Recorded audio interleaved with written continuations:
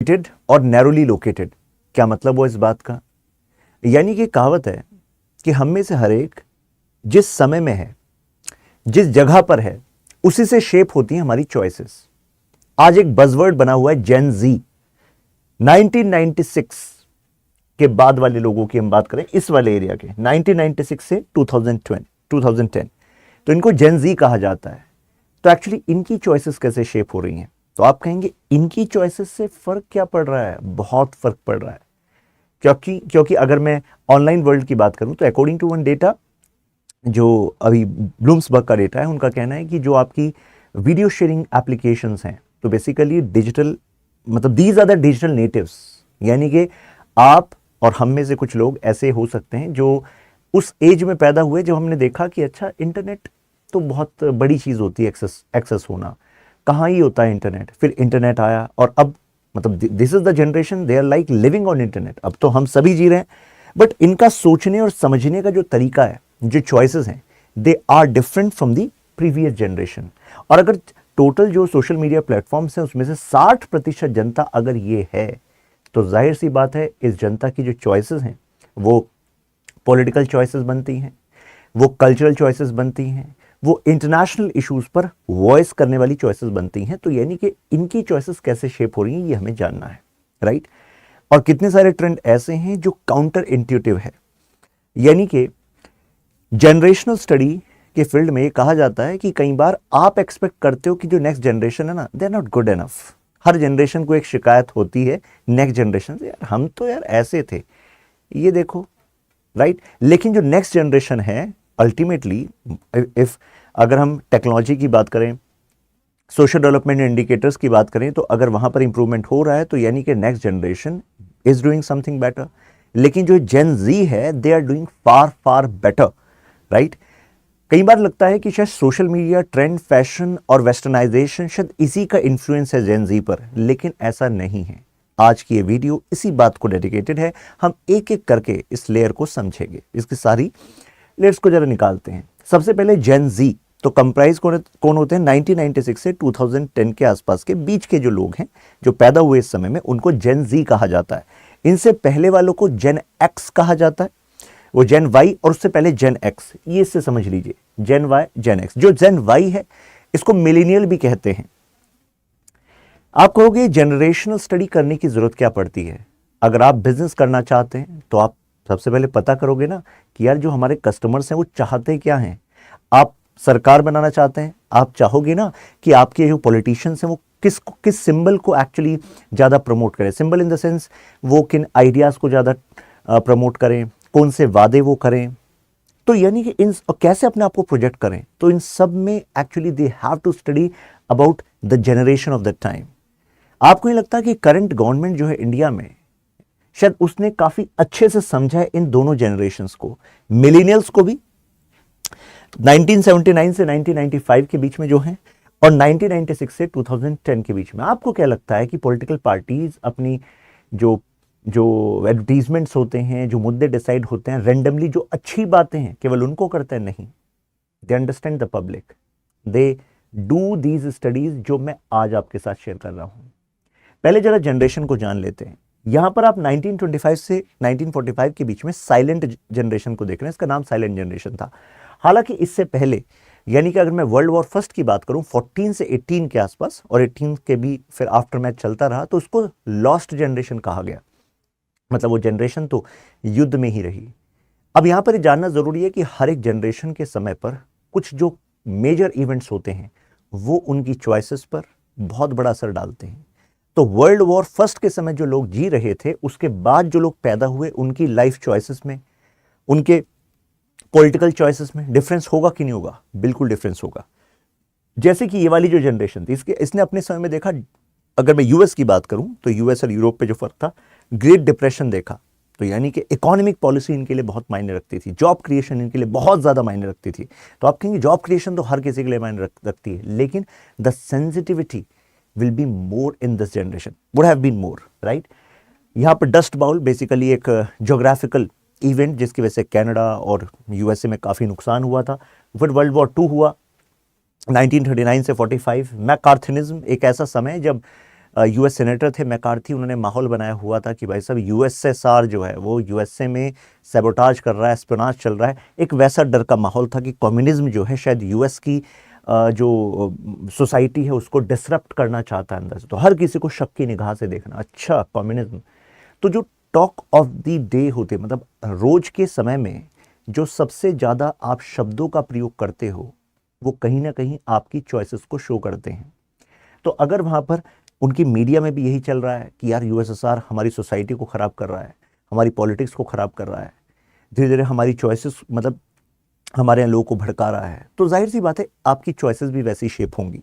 यहाँ पर इन्होंने वियतनाम देखा, बूमर्स, इसको बेबी बूमर्स जनरेशन कहा जाता है। वर्ल्ड वॉर 2 के बाद जो आई बेबी बूमर्स, राइट, इसके बाद जो बेबी हुए।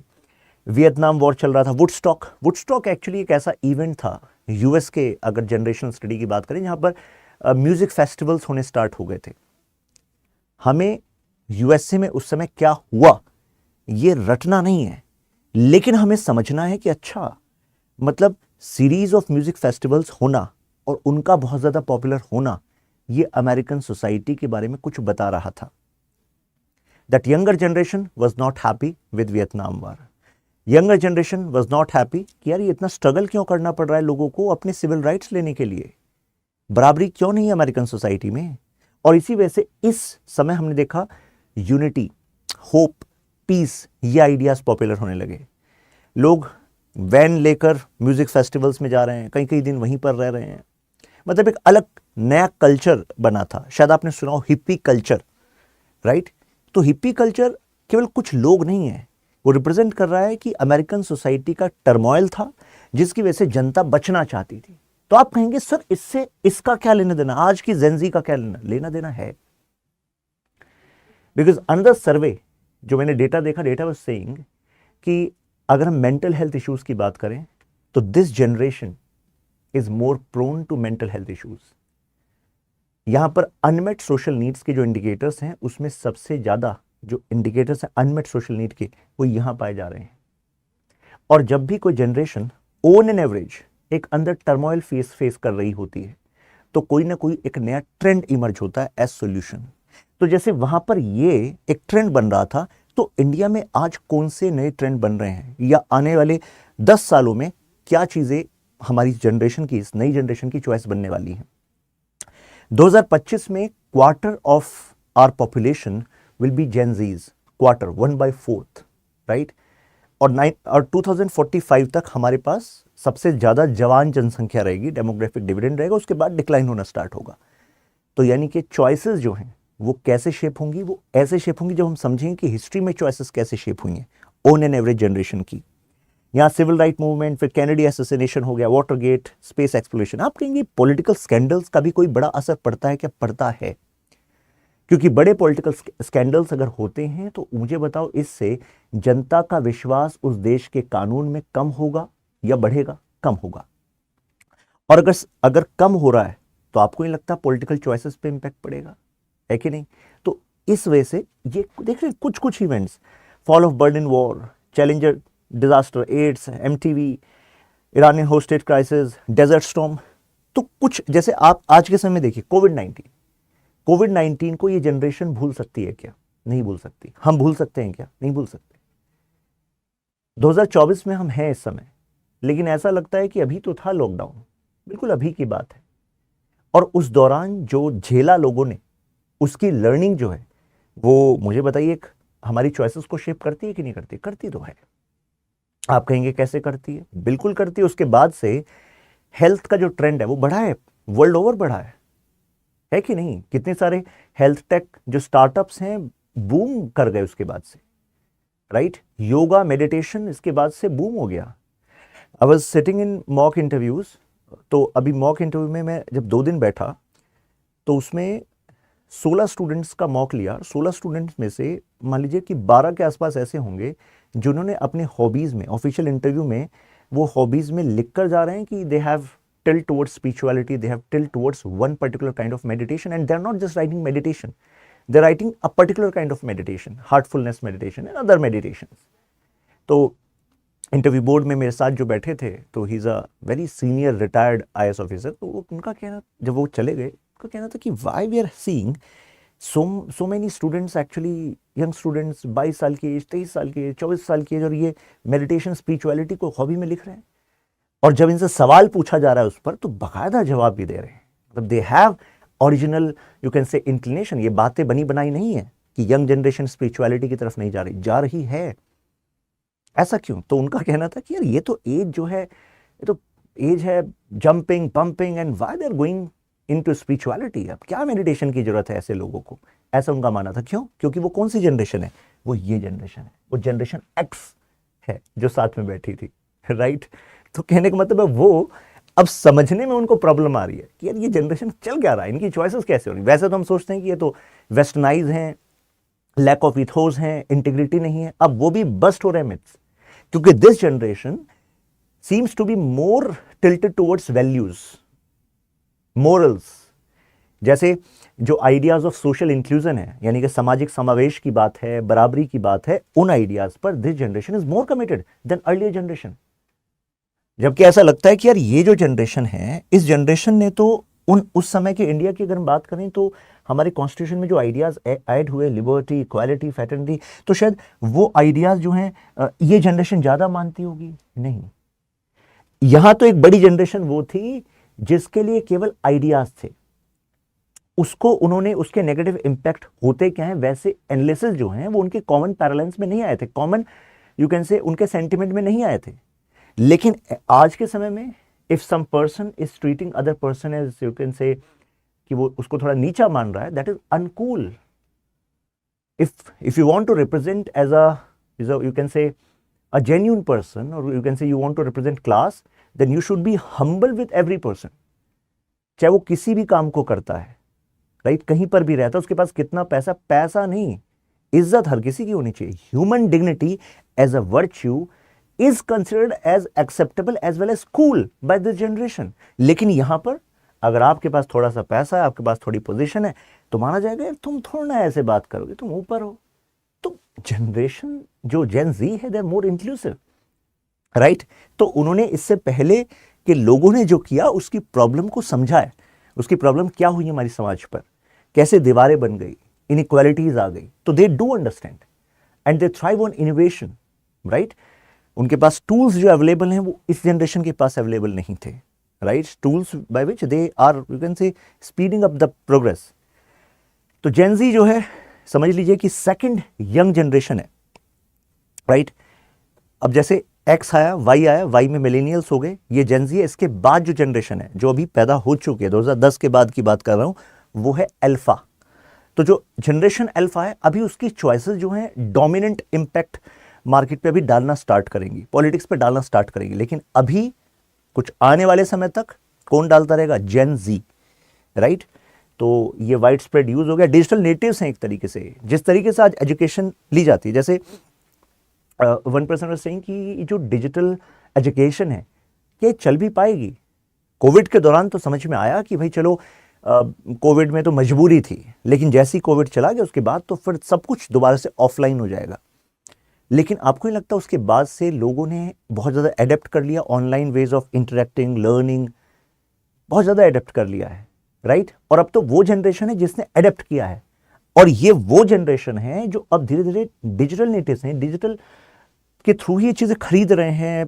कुछ भी खरीदने से पहले उसके बारे में देख रहे हैं, किसी भी चीज़ के बारे में सोचना है। For example, why this debate on secularism, they want to learn about it, तो they are more comfortable actually reading about it, watching a video on it, right, rather than going into a public place and getting into an open discussion। क्योंकि वो वाले public spaces का space किसने ले लिया है? वो ऑनलाइन मीडियम्स ने ले लिया है। तो ऐसे में online is there to stay, is there to expand. और ये जो आपको बताया 2025 तक तो क्वार्टर पॉपुलेशन क्या है, जेनजी की हो जाएगी। पूरी दुनिया में ही जेनजी पॉपुलेशन क्या है, ग्रो कर रही है। आज अब हमें जानना है कि जो इंडिया की जेनजी पॉपुलेशन है उसका क्या ट्रेंड चल रहा है। कहा जा रहा है they are focusing more on experiences, they are focusing more on personal growth. मतलब जिस तरीके से वो पैसे को देख रहे हैं, उनके मम्मी पापा या दादा दादी उस तरीके से पैसे को, मनी को नहीं देखते थे। जैसे कि पैसा कमाने के जो तरीके हैं, जिसमें पहले स्टेबिलिटी मायने रखती थी, अब they believe in quantum, you can say, growth, because they know that those modes are available.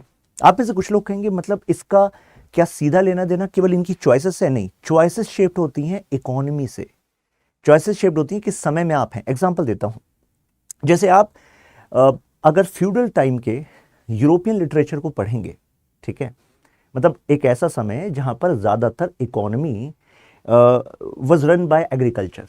Feudal lords के पास ज़मीनें हैं और कुछ लोग उस पर सर्व्स की तरह काम करते हैं। उसके अलावा जो अपॉर्चुनिटीज़ हैं टू अर्न वो बहुत कम है। तो उस समय के लिटरेचर को आप पढ़ेंगे तो लिटरेचर में आपको कहानियाँ कैसी मिलेंगी कि जी एक ये अमीर लड़का है जी और ये गरीब लड़की है, तो इसके पास और कोई तरीका नहीं है, एक ही तरीका है अपवर्ड सोशल मोबिलिटी का कि इससे शादी हो जाए। ऐसी रोल रिवर्स कीजिए, ऐसी जो है लड़की लड़के का। तो अमीर बनने के और कोई तरीके नहीं थे, बेटर लाइफ के कोई और तरीके नहीं थे, क्योंकि अल्टीमेटली लैंड होल्डिंग्स कंट्रोल्ड है नोबिलिटी के पास यूरोप में, राइट, नोबिलिटी, और वो हेरिडिटरी चलती है, बाई बर्थ चलती है। लेकिन जैसी इंडस्ट्रियलाइजेशन आया तो इंडस्ट्रियलाइजेशन, इनोवेशन, उसकी वजह से अब कई ऐसे लोग अमीर बनने लगे जो फर्स्ट जनरेशन के अमीर थे। आज दुनिया के सबसे अमीर आदमियों की गिनती देखो, आपको क्या इनमें कोई फ्यूडल लॉर्ड दिख रहा है, कोई राजा दिख रहे हैं इसमें? नहीं। लेकिन ये सब कौन है? वो टेक कंपनीज हैं। तो अब इसका इंपैक्ट लिटरेचर पर भी पड़ा। लिटरेचर में भी ऐसा है कि यानी कि अगर हम अलग तरह की लाइफ जीना चाहते हैं, कुछ बड़ा करना चाहते हैं, करा जा सकता है via education, via innovation, via entrepreneurship. तो वो अब वही चीज लिटरेचर में आने लगी। आप इंडिया की मूवीज को देख लीजिए, आप जो मिलेनियल्स हैं, जो 1980s के लोग हैं, 80s और अर्ली 90s की मूवीज देखिए, एक प्लॉट होता था, ठाकुर है जी, अमीर है और ये दुश्मन है, और जो गरीब है वो अच्छा है जी, और इसकी जिंदगी का एक ही मोटिव है, बाप की मौत का बदला, और बस वो ठाकुर को मार के लेगा। और कंपैरिजन कैसे किया जाता था कि ठाकुर जो है बस लेकर आ गया है उस एरिया में, इस वजह से तांगे वालों की नौकरी चली गई है। अब तांगा और बस जो है रेस लगाएंगे और मूवी में आखिरी में तांगा जीत जाएगा, क्योंकि शर्त ये थी कि अगर जो जीत जाएगा वो चलेगा, तो बस बंद होगी, तांगा चलेगा। So these were the kind of movies. Why? Because they were showing that kind of Indian society जहां पर सोशलिज्म की तरफ टिल्ट था। अपॉर्चुनिटीज वहां पर, मतलब वहां पर बस आने से और बस जैसी सेवाएं आने से और क्या क्या काम खुल सकते हैं, वैसा एनालिसिस, वैसा प्रैक्टिकल रियलिटी एक्सेसिबल नहीं थी। लेकिन जेनजी के पास अब ये एक्सेसिबल है। जेनजी को पता है कि भाई साहब, दूसरे ने चाहे ईवी लीग इंस्टीट्यूशन से पढ़ा हो, ultimately if you learn from, you can से, गुड इंस्टीट्यूशन, तो वो आपको एक्सपीरियंसेस अच्छा देंगे। लेकिन उसको पता है कि अगर मेरे पास वो नहीं है तो इसका मतलब ये नहीं है कि मैं कुछ नहीं कर सकता या कुछ बड़ा नहीं कर सकता, कर लूंगा। Online world is there. कितने, there are many people who have turn into this influencer, right, influencer thing. कोई बताता आज से 10 साल पहले कि क्या करता है जी आपका बेटा बेटी, इन्फ्लुएंसर है जी, तो वो क्या कहते हैं? बर्बाद है, मतलब कुल मिला के बात ये है। लेकिन आज आप देखो, they are minting influence money, और फिर उसके बाद वो कंपनी स्टार्ट कर रहे हैं, कितने सारे प्रोडक्ट्स बेच रहे हैं। तो कहने का मतलब है ये जो जनरेशन है इसके पास अपॉर्चुनिटीज पहले से बिल्कुल अलग हैं, right. They are being selective and they also know that कि it's not just about following the trend, it is also about actually getting, you can say, they are able to understand कि जो इस trend में successful हो रहे हैं वो वही लोग हो रहे हैं जिनके पास कुछ विशेष ज्ञान है। And that is why this generation is also investing more on knowledge, और दैट इज वाई कितनी सारी जो अपस्किलिंग एप्लीकेशंस हैं वो कितनी पॉपुलर हो रही हैं, राइट। तो वो समझ रहे हैं कि जो कन्वेंशनल कॉलेज डिग्री होती थी उससे काम नहीं चलेगा, मार्केट बदल रही है, इसकी वजह से अपने आप को अपग्रेड रखना होगा, then investing more on education, personal growth. अभी एक सर्वे इन्होंने किया, मतलब इंस्टाग्राम ने, yes, Meta 2024 Instagram trend talk. तो इनका क्या ट्रेंड है 2024 में, इंडिया की जेनजी किस तरफ जा रही है उसको हमें समझना है। मुद्दा यह 2024 में मतलब क्या ट्रेंड जा रहा है। तो यंग जो इंडिया है, they are no longer blinded by, you can say, western culture. जैसे माना जाता था ना कि यार वेस्टर्न कल्चर से ब्लाइंड है, ऐसा है नहीं। They are returning to their roots. जैसे एग्जांपल देता हूं, अगर हम फूड हैबिट्स की बात करें तो शायद कुछ लोग सोचेंगे कि pizza and burger, they are getting more trendier you can say foods, जैसे इटालियन पिज्जा। लेकिन अगर आप आज, अगर क्यूमुलेटिव रेवेन्यू जो जनरेट करने वाली जो आपकी जो रेस्टोरेंट चेन्स हैं, तो आप देखेंगे उसमें कौन ज़्यादा पैसा कमा रहा है, कौन बहुत तेज़ी से आगे बढ़ रहा है। Actually biryani things are working, right. कितने सारे जो इंडियन फूड्स हैं उसमें एक्सपेरिमेंट्स हो रहे हैं, राइट। इसके अलावा फूड के अलावा अदर जो एस्पेक्ट्स हैं, जैसे कि हमारी हिस्ट्री को लेकर people are getting more aware, political developments को लेकर people are getting more aware, people are getting more opinions. मतलब इंडिया के रिच ट्रेडिशंस को फॉलो करना अब जो नई जनरेशन है वो इसको कूल मानती है, जबकि मिलेनियल्स जो थे दे वर मोर टिल्टेड टुवर्ड्स कि अच्छा मुझे मॉडर्न होने का मतलब अच्छा मुझे ये सीखना है वेस्ट कैसे कर रहा है। उससे पहले जो जनरेशन थी, generation X, they were more influenced. वहां तो माना जाता था कि अच्छा, यानी कि if we talk about quality so it means what west is doing. लेकिन नाउ जनरेशन जो जी है, मतलब जेन जी है, वो इस समय में है जहां पर इंडिया में वो फ्यूचर देखते हैं, जहां पर वो इंडिया में वो सोल्यूशन देखते हैं। तो they believe in making some positive change here. ये ट्रेंड्स यहां पर देखने को मिल रहे हैं। एक तरीके से अब जो इंडिया का एक कल्चर रिवाइवलिज्म देखा जा रहा है, जैसे पहले आज से 10 साल पहले आप देखो कितने लोग एक्चुअली इसको पोजीशन करते थे अपनी नॉलेज को with respect to this culture and country. जो नई जनरेशन होती थी, नई जनरेशन का मतलब है कि अब हमने एक मास कल्चर रिवाइवलिज्म देख रहे हैं यहाँ पर। जैसे ये देखिए सर्वे बता रहे 96% feel proud to be Indian, जबकि 2016 में सेम फर्म ने जब सर्वे लिया तो बताया गया 87%। तो मतलब 96% फील प्राउड। ऐसे ही कल्चर एंड ट्रेडिशंस को लेकर 85%, देन 95% जो लास्ट मतलब लेटेस्ट सर्वे था। तो कहने का मतलब ये हुआ कि there is something going on, right. कुछ चेंज तो हमारी सोसाइटी में आ रहे हैं। अब इस प्राइड वो ले रहे हैं, किस में ले रहे हैं? एक तो वैल्यूज ट्रेडिशंस में ले रहे हैं, मैंने बताया ना, हिस्ट्री के बारे में ज्यादा जानकारी हासिल कर रहे हैं। वो समझ रहे हैं कि ओरिएंटलिस्ट हिस्ट्री वाज लाइक कि हमें ब्रिटिश कई सारे स्कॉलर्स ने, फॉर एग्जाम्पल एक कैम्ब्रिज स्कूल ऑफ हिस्ट्री है जिसके हिस्टोरियंस ने कितने सारे हिस्टोरिकल एनेक्डोट्स लिखे और वर्ल्ड ओवर वो पॉपुलर हो गए। इंडिया को उनके हिसाब से जाना जाता है। आज की हमारी जनरेशन समझ रही है कि यार हिस्ट्री है क्या। हिस्ट्री तो एक वो नैरेटिव है जिसपे ज्यादातर लोग एग्री हो गए हों। एग्री होने वाले ज्यादातर लोग थे कौन? वो वेस्टर्नर्स थे जिन्होंने हम पर राज किया, और फिर हमने पोस्ट इंडिपेंडेंट पीरियड में भी वैसी हिस्ट्री को देखा। वो इस तरीके से था कि उन्होंने अपना चश्मा हमें दे दिया एक पर्टिकुलर कलर का, और कह रहे हैं कि तुम इसी तरीके से अपने आप को देखो।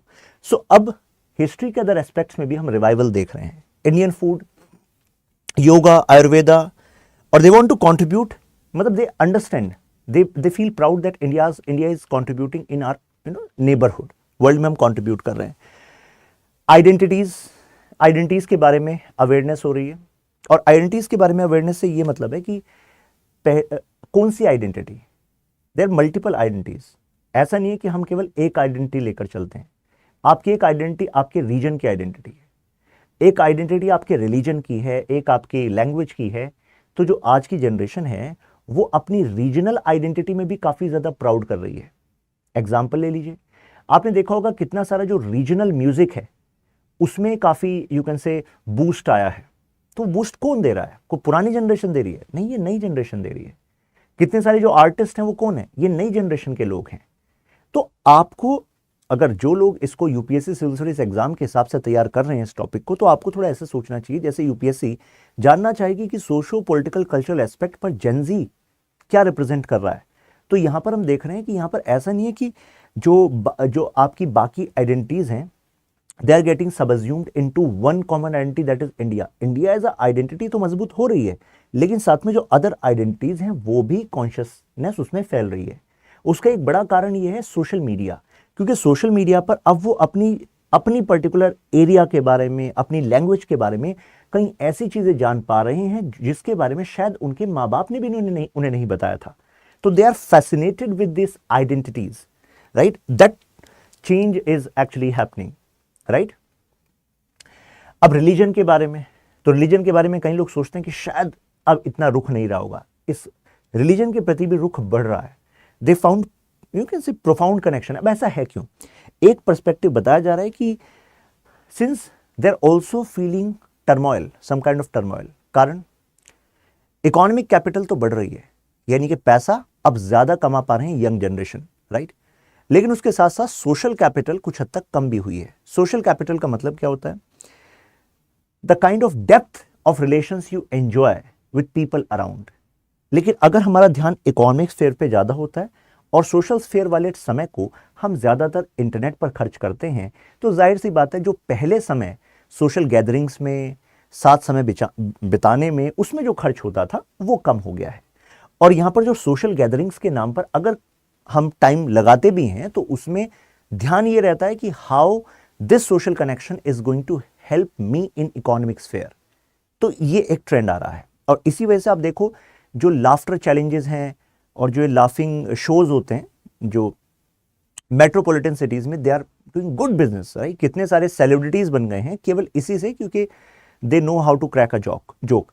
लेकिन इससे पहले ऐसा भी होता था कि फैमिलीज में और रिश्तेदारों में when they were spending time, तो इतनी ज़रूरत नहीं होती थी, क्योंकि फैमिलीज़ में ही कुछ ऐसे लोग होते थे जो मतलब इतना हंसाते थे और इतना हैपनिंग माहौल रखते थे कि आपको 500-700 रुपये दे के अलग से किसी लाफ्टर शो में जाने की ज़रूरत नहीं पड़ती थी। तो मैं बता रहा था ना आपको कि एक्चुअली जो ट्रेंड आ रहा है वो ट्रेंड क्या शो कर रहा है, what is happening with Gen Z in their life. वो लाइफ में ऐसा हो रहा है, लाइफ में कहीं ना कहीं चॉइसेस बहुत ज़्यादा बढ़ गई हैं, तो कुछ जगह पर वो कनेक्शन में जो डेप्थ है वो कुछ जगह पर कम हो गई है। तो उसमें फिर उनको लगता है कि सोल्यूशन कहाँ है। So sometimes they find solution in religion, because religion में कोहेरेंट स्ट्रेटजी, मतलब एक फ्रेमवर्क है ऑफ थॉट कि अच्छा ऐसा करते हैं तो ऐसा सुकून मिलता है, ये अच्छा होता है, ये गलत होता है। तो ऐसे में they now have, you can say, a path which on which they can devote themselves. और ये कहा जा रहा है ये एक बड़ा कारण है रिसर्जेंस का रिलीजन का, और इसमें सोशल मीडिया का एक बड़ा रोल है। आपने देखा होगा now more people are posting on social media about their religious devotion. धर्म के बारे में किसी त्योहार पर या वैसे भी they are posting more, right. ये ट्रेंड देखने को मिला है।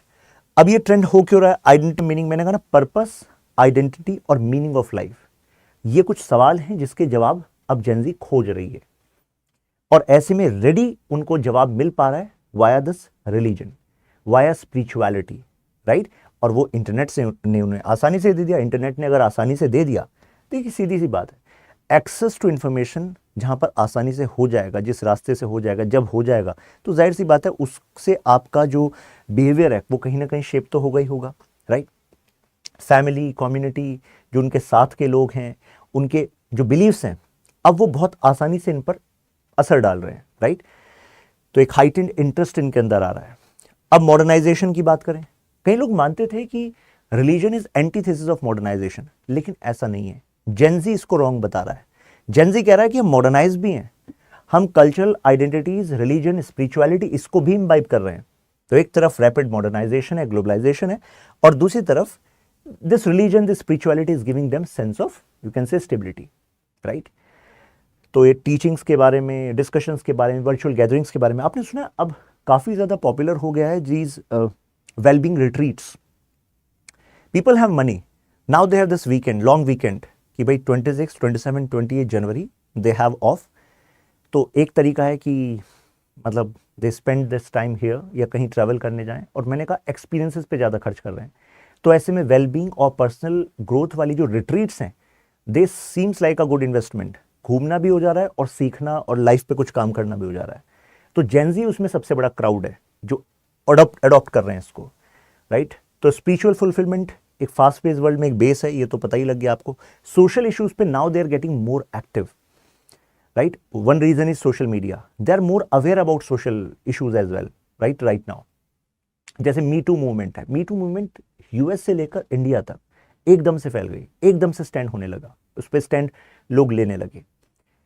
कोई लॉ आता है तो लॉ में कुछ चेंज लाना चाहिए, उस पर एकदम से चीज़ें इकट्ठी हो जाती हैं, जिन मूवमेंट्स को एक्चुअली डेवलप करने में कितना समय लग जाता था, right. Secularism as an idea, तो ultimately they are more focused on economy, they are more focused on balance in the sense spirituality में they want to find solution. लेकिन साथ साथ में जब सेक्युलर एंटी सेक्युलर की डिबेट आती है तो उनके अंदर एक सवाल आता है कि ये धर्म है क्या और सेक्युलरिज्म है क्या।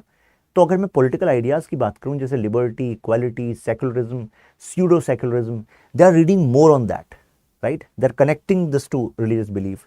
योगा, मेडिटेशन, जैसे अब स्कूल्स वगैरह में भी योगा मैंडेटरी हो गया, कितनी जगह पर ऑप्शनल क्लासेस हो रही हैं, तो they are opting for it, right. पहले उसको बोरिंग माना जाता था, लेकिन अब कूल माना जाता है योगा करने को। एथनिक वियर, तो अब तो बड़ी ब्रांड्स बन गई हैं केवल एथनिक वियर पर, राइट। बड़ी बड़ी कंपनीज में ट्रेडिशनल, यू कैन से, एथनिक वियर वाले डे बनाए जाते हैं। फूड, मैंने आपको बताया कई सारी तो रेस्टोरेंट चेन्स हैं जो इंडियन फूड पे बेसिकली रिसर्च कर रही हैं। मतलब उनका कहना है कि इंडियन फूड को वेल डॉक्यूमेंटेड नहीं किया गया, कई सारी चीज़ें केवल एक्सपीरियंस पे चल रही हैं, जनरेशन टू जनरेशन ट्रेवल हो रही हैं, लेकिन एक्सपेरिमेंट्स की इसमें से और क्या क्या बनाया जा सकता है। Now these things are happening. Taco में कुछ थेपला टैको बनाया जा रहा है और उपमा नए तरह का बनाया जा रहा है, जिससे कि इंटरनेशनल लेवल पर उनके टेस्ट के हिसाब से सूट करके भी वहाँ पर इंडिया का फूड पॉपुलर हो सके। क्योंकि देखिए, आप कहेंगे इससे फ़र्क क्या पड़ता है? फ़र्क पड़ता है। अगर पिज़्ज़ा पॉपुलर हुआ तो इटालियन है वो पिज़्ज़ा, तो इटली के बारे में एक यू कैन से एक सॉफ्ट पावर की तरह होता है कि अच्छा, उसमें उस देश के कल्चर में ऐसा और क्या क्या है जिसको कि दुनिया अडॉप्ट कर रही है, राइट? तो that's why this reconstruction is happening. कितने सारे ऐसे ये रेस्टोरेंट्स हैं जो नए नए एक्सपेरिमेंट कर रहे हैं with respect to Indian food. Guru shishya tradition, जैसे कि एक बात कही जाती है ना कि किसी देश में किस चीज़ को ज़्यादा पॉपुलर माना जाता है, आप इस चीज़ को देख लो, आप प्रेडिक्ट कर सकते हो कि उस देश की जनता ऑन एन एवरेज उसकी चॉइसेस का लेवल क्या है और वो कहाँ जाकर रुकेगी, मतलब वो कितनी ऊपर जाएगी। लेकिन पिछले कुछ समय में आपने देखा होगा कि जो कितने सारे जो टीचर्स हैं उनका जो कंटेंट होता है, कुछ वैल्यूज़ होती हैं, कुछ नॉलेज वाला जो कंटेंट है, कितने सारे कंटेंट क्रिएटर्स यू कैन से, उनका कंटेंट बहुत ज़्यादा वायरल हो रहा है। जो कंटेंट काफ़ी यू कैन से डेप्थ वाला कंटेंट है, मतलब वो अपलिफ्ट करने वाला कंटेंट है, तो वो कंटेंट भी एक तरफ, दूसरा कंटेंट भी वायरल हो रहा है, but this content becoming viral और टीचर्स को माना जा रहा है कि yes they are creating impact, right? तो अब इससे कई सारे और लोग जो मतलब पैशनेट है about teaching, they are choosing this, right? तो it's good for the society. Digital content creation, ये बताया आपको, कितने सारे डिजिटल कंटेंट क्रिएशन एक नया तरीका बन गया है, पैसा कमाने का भी नया तरीका बन गया है, इन्फ्लुएंस का भी नया तरीका बन गया है, पॉलिटिकल इन्फ्लुएंस, कल्चरल इन्फ्लुएंस। आज कई सारे कुछ इन्फ्लुएंसर जो बातें करते हैं, जो चॉइसेस रखते हैं, जिसको सही और गलत मानते हैं, वो एक बड़ा इन्फ्लुएंस रखता है कि नहीं रखता है? रखता है। हर एक समय में अलग अलग तरह के इन्फ्लुएंसर हुए। कई समय पर कुछ स्क्रिप्चर्स इन्फ्लुएंस जितना कर पाते थे, आज ये मतलब आज ओवरऑल जो कोहोर्ट ऑफ इन्फ्लुएंसर्स है, ये भी ऐसा ही एक बड़ा इन्फ्लुएंस लेकर आ रहा है। सोशल कॉजेस पे, फ्रीडम, फेयरनेस पर they are taking stand. Travel and exploration पे they are investing more because they want to invest in experience. उनके लिए लाइफ का जो मायना है वो केवल सेविंग नहीं है, वो केवल एसेट क्रिएशन नहीं है, इट्स मोर अबाउट, मतलब कंप्लीट लाइफ का मतलब है a life well experienced. So lot to learn from Gen Z. कई सारी चीज़ें बदल रही हैं, नई चीज़ें आ रही हैं। क्वेश्चन देखिए, Gen Z has become a buzzword, discuss how choices in various social political spheres are being shaped in today's world. तो आई थिंक आपको काफ़ी कुछ पॉइंट्स यहाँ से मिल ही गए हैं, इसके लिए अंडरस्टैंडिंग एक हो गई होगी। ये PDF मैं यहाँ पर अपलोड कर दूंगा। फिर मिलते हैं नेक्स्ट वीडियो में। आपकी क्या ओपिनियन है आप शेयर कर सकते हैं कमेंट्स में।